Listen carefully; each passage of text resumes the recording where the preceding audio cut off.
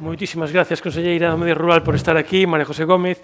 Encantados de que clausure esta xornada, porque consideramos que, bueno, as dúas mesas que tivemos foron un pouco mesas casi que de perspectiva, non? A primeira un pouco global sobre a innovación e a sostenibilidade no sector rural, e logo ya máis en concreto a segunda, acaba de escoitalo, bueno, o sector forestal, non? A min gustaríame empezar con unha cuestión máis relacionada coa perspectiva que pode ter a conselleira do Medio Rural na súa triple condición de conselleira actualmente, pero antes alcaldesa de Guntín e mesmo senadora, non? E esas percepcións, as vosas, sobre tamén a percepción que ten a Galicia urbana da Galicia rural. Como veis? Porque iso tamén é importante, non? Bueno, moi bo día a todos. Gracias. É unha pregunta un pouco difícil de responder, non? Como ve o urbano o rural. Eu creo que cada vez o urbano está máis desligado, en termos xerais, non? Do que é o mundo rural.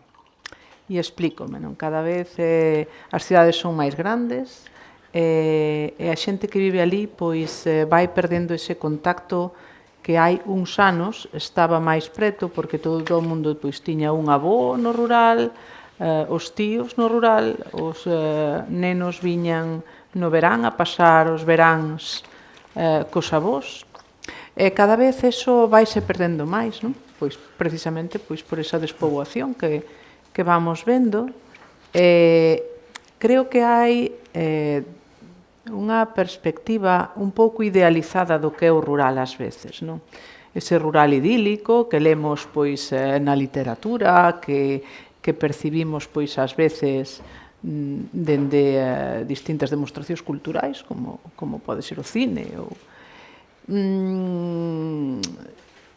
E creo que eso é un pouco perxudicial, non?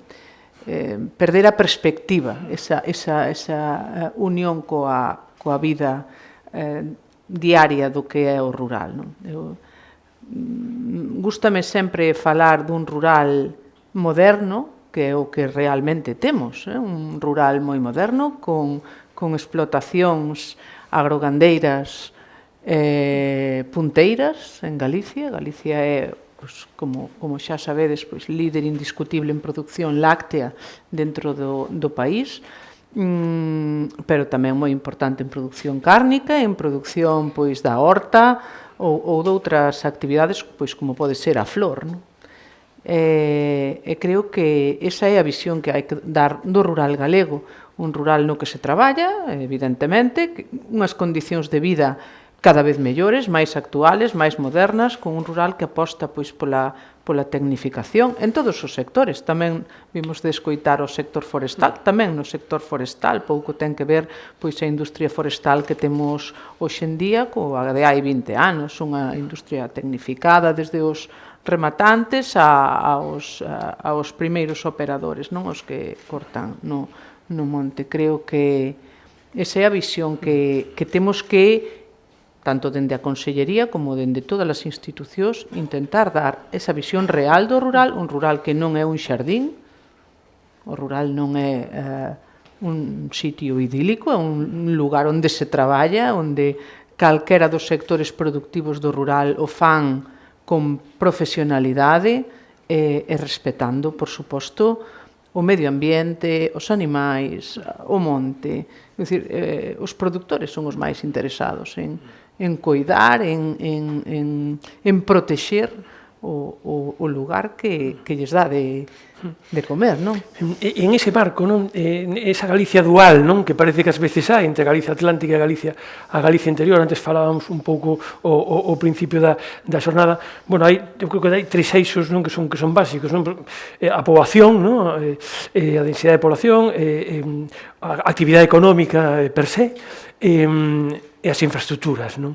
Entón, cree que é necesario unha discriminación positiva hacia esa Galicia interior? Evidentemente. Hai menos poboación, pero a poboación que vive ali pois ten que ter os mesmos servizos que ten calquera que viva no rural, non? Eu creo que para iso se está a traballar, non? Para que en cada concello rural pois haxa un colexio, uns servizos médicos e tamén outros servizos, como pode ser pois unha peluquería ou un supermercado. Quero dicir que e unhas infraestructuras que son difíciles de soster pola dispersión que temos en Galicia, evidentemente, máis de 30.000 núcleos rurais que o dices no resto de España non poden comprender esa estructura que temos en Galicia, non? É que iso ten pois un coste, non? E ese coste, pois evidentemente tamén hai que ser conscientes de que esa inversión por parte das administracións é necesaria para soster o rural, non? Para que os que viven ali sigan tendo pois esas mesmas condicións que teñen. Sí. E dende ese punto de vista, levar xente ao rural, é dicir, moitas veces a marxe de que está espallada a poboación e máis, moitas veces se di ese recurso de hai que crear oportunidades no rural, non? Pero cales son as prioridades? Como se crean esas oportunidades? Porque é verdade que iso non que sexa un eslogan, pero moitas veces non un eslogan político, pero é un titular periodístico, non? Hai que crear as oportunidades no rural, pero por onde empezamos? Bueno, pois o rural é moi amplio, non? É moi amplio en todos os sectores. Pois facendo políticas diversas e que vayan a todo, non? E dende a Consellería do Medio Rural creo que algo moi importante pois é o LEADER, non? Eses fondos de desarrollo rural que permiten axudar a aqueles emprendedores que queiran pois montar un negocio turístico, porque ao final leva xente ao rural, xente que vai a comer no restaurante pois desa zona, que vai a botar gasolina na gasolinera, e iso é por poñer un exemplo, non? A parte de todas as axudas que implementamos nos distintos sectores productivos relacionados co medio rural, como pode ser a ganadería, como pode ser pois a agricultura ou o sector forestal, non? Pero a maiores deso, pois dende a Consellería do Medio Rural, que ás veces parece que non se entende que dende a Consellería do Medio Rural se subvencione pois un establecemento turístico ou un taller mecánico ou pois unha peluquería, non? Nun concello rural.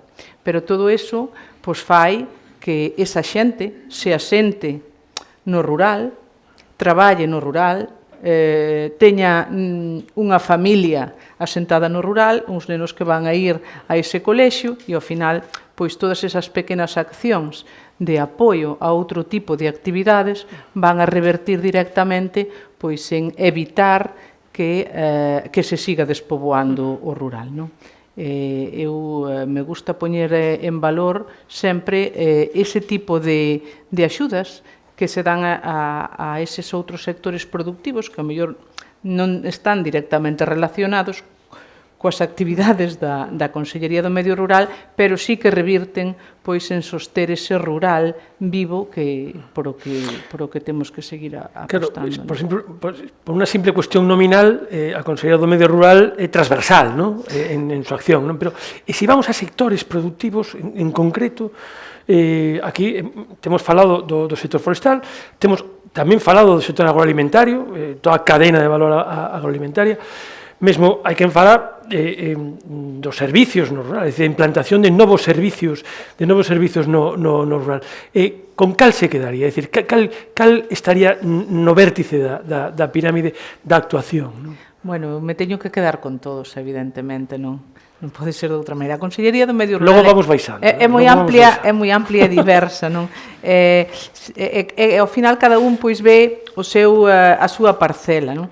Pois os produtores de leite ven esa parcela, os do sector forestal pois ven a deles, o sector da carne pois ve o del, pero hai moitas outras cousas, está a industria da transformación, non? Que ese valor engadido, ou os produtos agroalimentarios, todas esas DOs ou IXPs que promocionamos tamén dende a Consellería do Medio Rural, eses selos de calidade que dan valor engadido a pequenos produtores que apostan pois por ter a súa horta e transformar, facer unha marmelada ou facer queixo ou apostar polo sector do mel, que tamén é moi importante. Creo que esta é unha consellería moi diversa e creo que hai que apostar por todos eles, non? Falaba do sector forestal. É unha especie peor que a outra? Non. Son complementarias, evidentemente. Cando hai ese debate de o sector gandeiro e agrario ou o forestal, pois son perfectamente complementarios. Quer dizer, unha persoa que teña unha explotación, xa voume ao máis extremo, non, de leite, pois pode ter a súa explotación forestal tamén, porque Galicia é diversa, hai espacio para todo, non? Afortunadamente. Creo que todo é complementario, ningún é excluinte, non? Pero se en algo somos líderes, Galicia, é na produción láctea. Non só por esa recurrente cifra do máis do 40% da produción concentrada aquí, sino tamén porque durante o ano pasado o 70% do crecemento da produción láctea en toda España foi a aportación galega. É dicir, non estamos non só no 40, sino que dese crecemento 70 procede de aquí. E antes tamén se fixe unha comparanza do sector agroalimentario, o sector lácteo en concreto. Poderíamos dicir que o sector lácteo para o rural o que Inditex é para Coruña ou Stellantis para Vigo? Evidentemente, en algunhas zonas o é, non en todas. Non en todas. O sector lácteo pois está moi localizado en unhas zonas concretas e, por suposto, que o sector lácteo galego é un referente, digo sempre, non para España, somos un referente para o mundo. O despegue do sector lácteo galego é digno de estudio, non? A pesar de que eses prezos sempre máis baixos, que sempre se critica, non? Que con respecto ao resto de España, pois sempre o prezo está un chisquiño máis por debaixo, o sector lácteo soupo ser competitivo, soupo profesionalizarse e soupo aplicar toda a nova tecnoloxía, ese I+D+I. A industria láctea tamén soupo ver que Galicia era ese lugar por o que apostar, e se veu para Galicia. E hai outro dato moi importante, que este mes de agosto, que habitualmente o mes de agosto sempre baixa a produción láctea, pois polas temperaturas, e máis neste mes de agosto, que foi o máis cálido dos últimos anos con diferencia, e incluso subimos a produción. Que quere dicir eso? Pois quere dicir que as granxas que temos son cada vez pois máis profesionais, máis tecnificadas, e que hai menos estrés para o ganado porque a produción así o determina, non?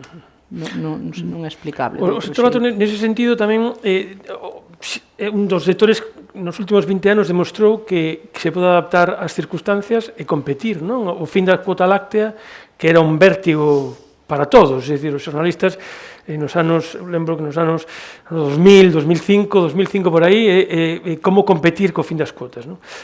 Bueno, estamos como estamos agora, non? Máis concentrados, máis competitivos, con menos explotacións, pero máis grandes, non? Entón, en ese sentido, eso pode ser extrapolable a outros sectores, e sobre todo, para vencer certo derrotismo, non? Que hai con respecto ao rural, non? É dicir, tomar como exemplo como se pode competir, non? Eu que me opoño totalmente a ese concepto de derrotismo, non? Creo que, evidentemente, cando foi o fin das cuotas lácteas se falaba de vais a inundar o mercado de leite, vai a baixar, O mercado regúlase. É como antes o dicía Alberte pola prohibición ou a moratoria do eucalipto, que lle gustaría falar pois de outro escenario, non? Un escenario pois de regulación, de diversificación, e ao final pois, o mercado se autorregula, non? Os sectores teñense que facer productivos e competitivos, non queda outra. Sí. Antes pasamos ao sector rural, ao sector, forestal. Antes, bueno, se ten falado que Galicia é unha potencia en España, pero non en Europa, non pasa como con o sector lácteo, debuxo ese lá, non? Que falta no sector forestal? Falta unidade, falta dimensión, falta profesionalización? O sector forestal. Bueno, se apuntaba aquí a ese minifundismo, a que o sector forestal, pois, ao mellor non se profesionalizou, como produtores, me refiro, non se profesionalizou, pois, o que debería. Tamén estamos vendo actualmente como xa esa tendencia vai revertindo, non?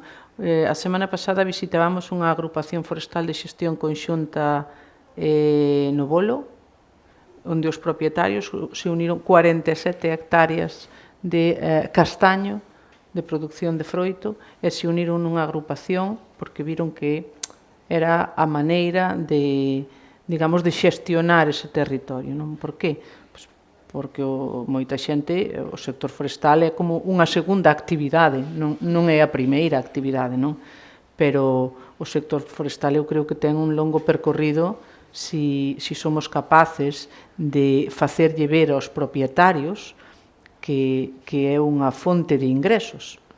Calquera actividade ten que ser productiva e ten que ser económicamente rendible. E se un propietario ve que unha plantación do tipo que sea lle é productiva, encima é complementaria a un traballo que teñas, porque o sector forestal non implica pois o que implica a ganadería ou o que implica a horta, que é estar ali todos os días, senón que é unha actividade que se pode exercer perfectamente con outras, pois calquer persoa que, aínda que non viva no rural, non?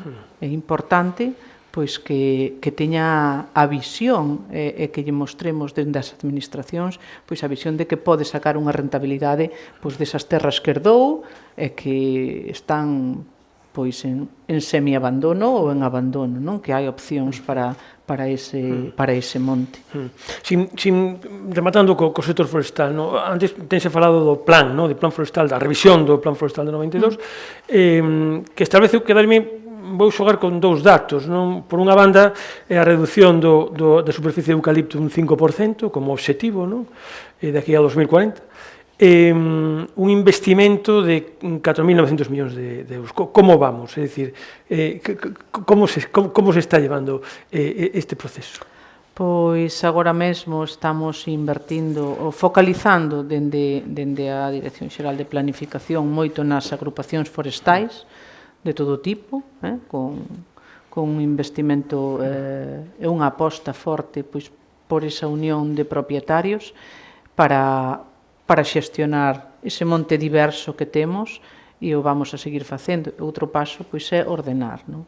O plan forestal marca que a partir do 2026 se empecen a elaborar os primeiros plans de ordenación forestal e así o faremos. Empezaremos a intentar ordenar con eses instrumentos pois o monte. A ordenación é moi importante e máis, pois, como falaba antes pois Juan Picos ou o seu director Alberte dese minifundismo, desa dificultade para atopar os propietarios,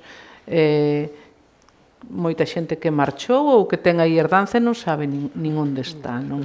E é importante ordenar, é difícil, pois moi difícil, e así o estamos a ver pois nos polígonos agroforestais que temos en desenvolvemento, que non hai maneira, en algúns casos, de atopar pois os propietarios, pois porque non rexistraron esas herdanzas ou porque non pasaron ao catastro pois a nova titularidade, bueno, hai...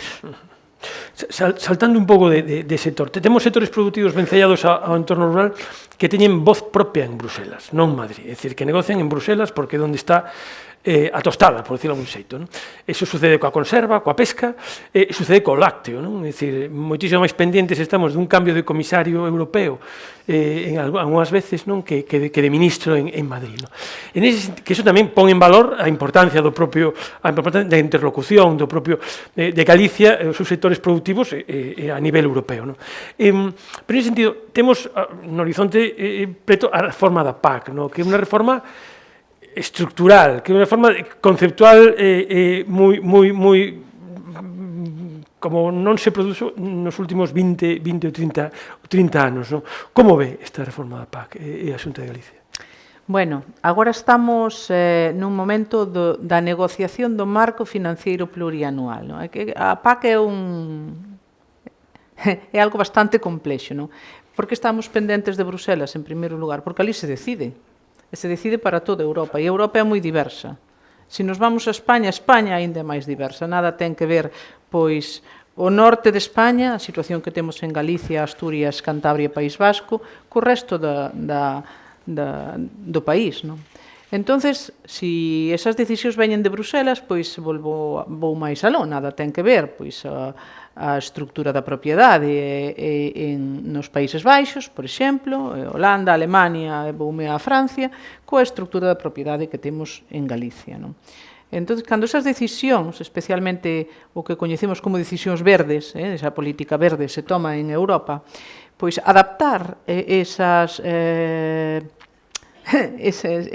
decisións ao territorio de Galicia, do norte de España, é moi difícil. De aí, pois, cousas que vemos como, pois, como falaban antes da UDR, non? Da deforestación, que tanto está de moda, pois en Galicia deforestación non temos, non? Eso vai por diante, non? Entonces, agora estamos no punto de negociar cantos cartos vai a ter cada país, non? E iso é unha labor do Goberno de España, e non do Ministro da Agricultura, senón da Ministra de Facenda, neste caso, non? Do que é o goberno en sí. Entón, en primeiro lugar, agora estamos a debatir que vamos a ter un 20 ou un 22% menos de fondos para o período 2028-2034. Non? Aí estamos nese debate, é dicir, conseguir máis fondos, ese é o obxectivo. Non? Outra das cousas que está arriba da mesa é unha maior, digamos, centralización no goberno, non? Que o goberno tome as decisións e non tanto as comunidades autónomas, algo que desde as comunidades autónomas non estamos de acordo. Non? E aí sí que nos puxemos todos, independentemente do color político, sí nos puxemos de acordo todos en que necesitamos máis fondos, en que necesitamos non unha maior centralización, senón que as comunidades autónomas teñan poder de decisión de como queren reestructurar ou repartir os fondos que nos toquen. E outra cousa é eso, que sexa un novo marco financiero común a todos. Non? Creo que ese concepto se perde un pouco no novo panorama que temos. A sede común. A sede común, sí. Entón, porque antes tiñamos eses dous fondos, eses dous piares dos que falábamos sempre, non? O que é a PAC, ese pago aos produtores, e por outro lado os fondos de desarrollo rural, que, por exemplo, aí está pois o LEADER, están todos os fondos que utilizamos para investigación, para formación, que tamén é moi importante, ou para infraestructuras. E cando falo de infraestructuras, en Galicia falamos pois de reestructuración da propiedade, por exemplo. Que este é a segunda fase. Non? Primeiro, conseguir que teñamos fondos suficientes, e aí estamos todos de acordo en que queremos as comunidades ter esa autonomía, estamos todos de acordo en que necesitamos que os fondos que veñen para o sector agrario rural, digamos, veñan diferenciados. Aí estamos todos de acordo. Despois virá o seguinte paso na negociación, e unha vez teñamos os fondos asignados para cada país, nos pelexaremos as comunidades autónomas, pois se os fondos van para regadío ou se van para, ou cando falemos do que é a PAC, nos pelexaremos por, está aí outra cousa arriba da mesa, que é o tema pois dos agricultores activos, se os xubilados teñen que cobrar PAC ou non, o capping, é dicir, as grandes PACs de España, que lles vayan reducindo as cuantías, e aí, pois, por exemplo, a Galicia non nos afecta prácticamente, porque as PACs que temos en Galicia pois non son grandes.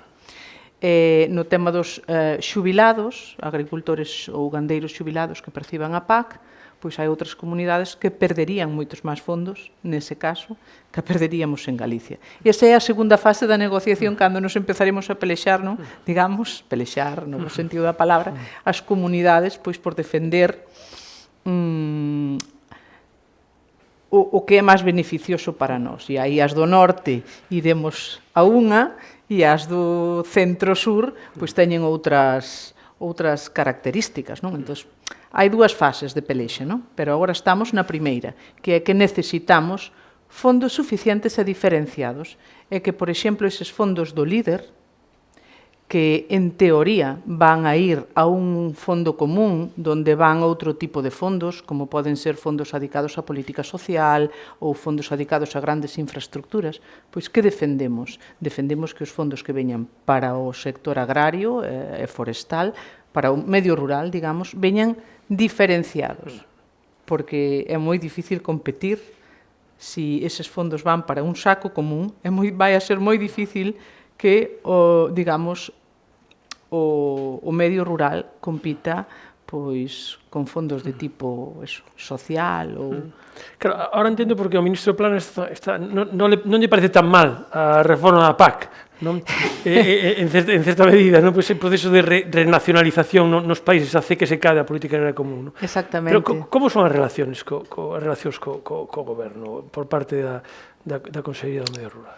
Bueno, pois teño que dicir que as relacións co Ministerio en xeral son boas. Hai diálogo, todos os meses temos pois un consello.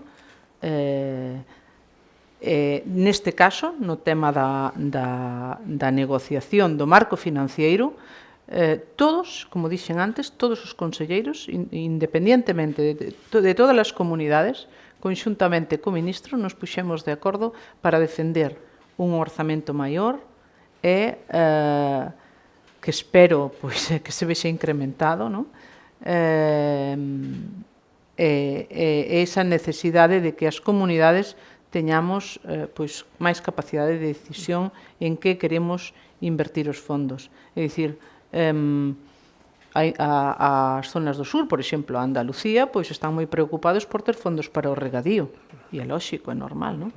Aquí, pois, no norte, estamos máis preocupados por outras cousas, como pode ser, pois, fondos para seguir traballando en concentración parcelaria, no sector forestal. Quero dicir, cada comunidade pois ten as súas peculiaridades e eu creo que aí sí que temos que ter pois capacidade para decidir as comunidades en que queremos implementar eses fondos. Por exemplo, pois Galicia, evidentemente, o sector lácteo ten un peso pois que noutras comunidades non ten, non? Ese consenso que vexo, non? O que trasluce, non, das súas palabras, non é moi común nas relacións con Madrid, non? Pero eu quería, para rematar, preguntarlle por outro consenso, por unha cuestión social. Empezamos con esa percepción da Galicia urbana, da Galicia rural, que pode ter as cidades da Galicia rural, pero agora estamos nun escenario de certa implantación de industria, do sector secundario clásico, tradicional, no eido rural, non? Hai quen fala de que fai falta unha licencia social para ese tipo de implantacións. É dicir, é verdade que hai unha licencia medioambiental, hai unhas licencias administrativas, hai unhas licencias urbanísticas, é dicir, hai uns okeis en xeral, pero quizás falten algúns proxectos para a súa implantación no rural, eso que poderíamos denominar esa licencia social, non? Para que un pouco sinónimo de consenso, non? Agora somos testigos mesmo en moitas partes de Galicia desta situación e de problemas, non? Para a implantación de industrias no rural, non? Cree que fai falta aí? Bueno, empezaba dicindo que o rural non é un xardín. O rural é un xardín se hai produtores que cuiden o rural. Vai a iso por diante. O mellor xardineiro do rural é un agricultor ou un gandeiro ou un propietario forestal que cuide o rural. Por outra parte, se falamos de que non queremos que se siga despoboando o rural, no rural caben moitas cousas. Seríamos hoxe, que sería Galicia se non se implantasen as industrias lácteas que se implantaron no seu momento en Galicia? É dicir, o noso leite, onde tería que ir? Tería que ir ao resto de España a transformarse, non? E, segundo digo iso, pois digo que calquera industria que se implante en Galicia, hai lugar para implantala no rural. E creo que é a maneira de revertir ese abandono do interior de Galicia. Que haxa industria, que atraia a traballadores e que xere riqueza no rural, non? E eu creo que iso socialmente se ten que ver ben, e se ten que ver ben porque non é unha cuestión, creo que estamos radicalizando, estamos nun momento dunha política moi polarizada, e creo que iso é perxudicial para Galicia, porque temos unha legislación que controla e garante que calquera industria que se implante ali onde o faga, que ten que cumprir uns requisitos, non? Pois para iso está a legislación. E eu creo que se queremos revertir que o rural siga abandonándose, pois que ten que haber industria, que ten que haber traballo, que non sea só o sector primario. É dicir, no rural caben moitas cousas, non? É dicir, no interior de Galicia caben, sempre e cando cumplan coa legislación, volvo a decir, creo que a xente ten que apostar porque haxa pois industria, que haxa negocios, que haxa traballo. É unha cuestión que vai máis alá do que é a política ou o consenso social. Unha industria xera postos de traballo e xera vida ali onde estea, non? Eu creo que se ten que apostar pois por o interior de Galicia tamén, non só por a zona costeira. Bueno, consellera, comenzamos con esa Galicia dual, non?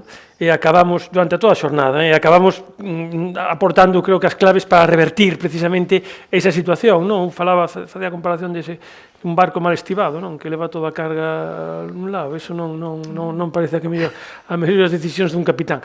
Por tanto, eu quero agradecerlle moitísimo a súa presencia aquí, o apoio a todos os patrocinadores, a toda a xente que pasou por aquí. Eu creo que podemos tomarnos un café agora, as preguntas que fomos deixando ao longo por cuestión de tempo que tiven que acortar, eu creo que podemos facelas aquí e de partir un pouco e agradecerlle outra vez moitísimo a súa presencia aquí. Agradecervos tamén a vos.